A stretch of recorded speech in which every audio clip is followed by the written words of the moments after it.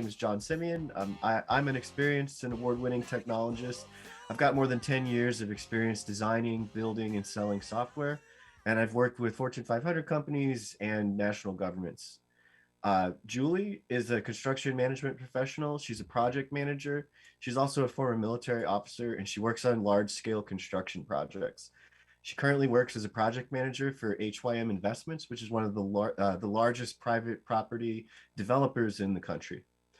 So what we're here to discuss today is the number one problem in the construction industry, which is preventable injuries, accidents, and deaths on site, which account for over $10 billion of wasted costs and time every year. So we'll be discussing some typical issues that construction professionals face, and we'll talk about some best practices, especially with technology, for how to solve these problems. So to get started, Julie, can you tell me a story about a typical construction accident and kind of how much it costs and how it affects the bottom line? Sure. So early on in my career, I was working on a 120,000 square foot fit out, and we had a seasoned veteran electrician on site, and he locked out a electrical box. He was conducting work on that on the area in which he locked out. There was a miscommunication within his electrical trade company, and someone removed the lockout, and while he was working on it, he was shocked off of a ladder. He had to get rushed to the hospital. He had to stay a night in the hospital, undergo EKGs, and it was just a very scary situation that was easily prevented.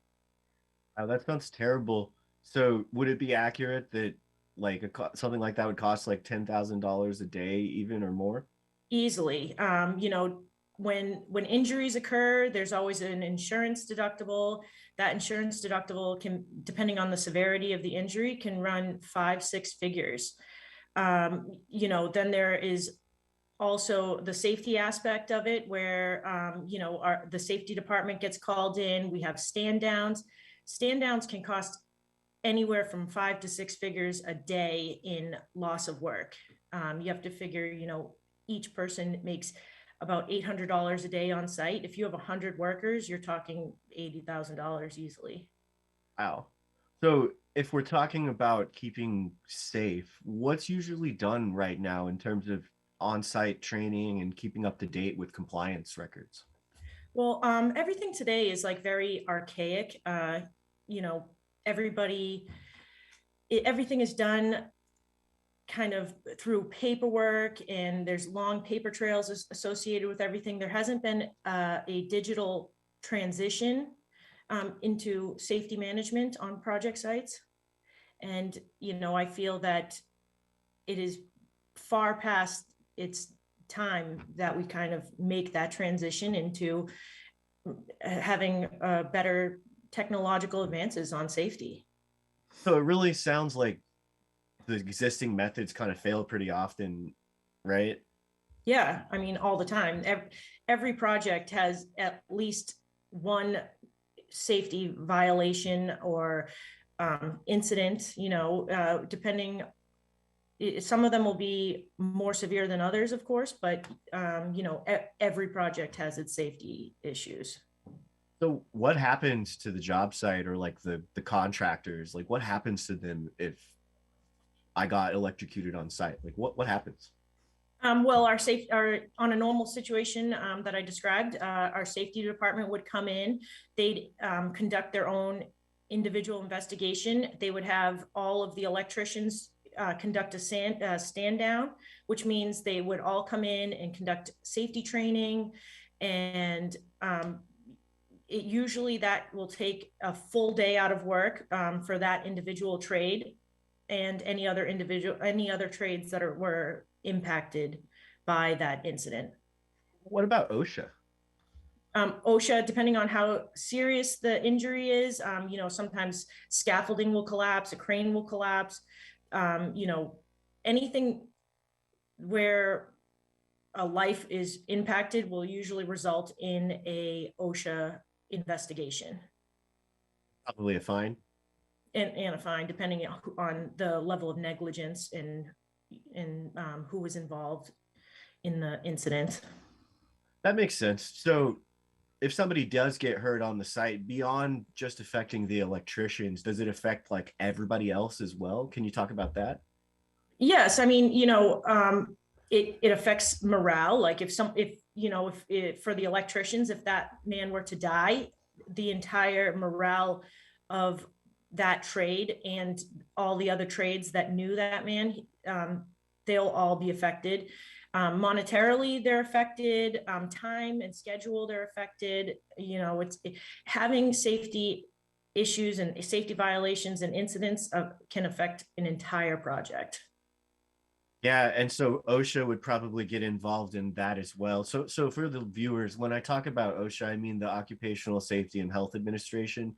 It's a federal regulatory agency, and basically they govern most of what happens on construction sites in terms of if an accident occurs, if a fine has to be levied, and they've gotten particularly involved lately with COVID. So if so, just to continue with my line of questioning here, Julie, if my electricians got hurt, would OSHA probably also want to inspect the other tradesmen on the site as well? Not usually. However, whenever OSHA does come into a site, it's fair game. They anything that they see while they're on site is like I said, fair game. They'll when they come onto a site to conduct an investigation, yes, they're there to conduct that investigation. But if they also see other violations, it could potentially be a larger problem. So it's really in everybody's best interest to keep safety and safety high and risk low. I mean, is that really like one of your responsibilities as a project manager? Can you talk a little bit about that? Yes. Well, I mean, safety, has been drilled into us that everybody is responsible for safety. So, when a violation does happen, of course, they go to leadership and they wonder, who was managing this? Why did this happen? How could this have been prevented? And the list goes on. It So can really spiral. it all becomes stuff that you would have to deal with then if Yes, somebody were to get hurt. paperwork Okay, trails can be unbelievable. that makes sense. Okay, well, so what methods have you found that increase safety and kind of reduce risk on site? Like what have you done thus far? We do have a lot of protocols in play on safety sites, on construction sites involving safety, but a lot of them are very outdated. There is no method of tracking individuals. There's no way of accountability on site. I just feel that given how large the construction industry is, it's due time that it really does get into, the digital world and pull forward into technology. Right, right. Yeah, I've heard that the digital IDs have been used in the industry. Have you personally used them? Yes, in many ways, we use a virtual badge tracking ID on one of my project sites, and it was working very well, and it was very accurate in tracking who was on site, the length of time that they were on site, and it takes a lot of the human error out of, I guess, manpower tracking and communication as well. Interesting. So when we talk about digital IDs, can you talk about like kind of what exactly is that? So a digital ID is a it's basically like a badge, where everybody has a smartphone nowadays, or most people have a smartphone, and on that smartphone is your identity. It tells your project leadership what you're qualified on, where you're working, how often you're attending the project site, and uh, like I said, what you're trained on, you know. So it's more than just like an ID badge then, Yeah. basically. Yeah, it's basically kind of a paper trail of your career in a digital ID. So it sounds like that might standardize the way things happen on site. Would that be correct? Yes, you know, going back to what I was saying earlier, that you know, if you work in a large building, you walk in, you scan your fob to get into that building, you're counted for that day.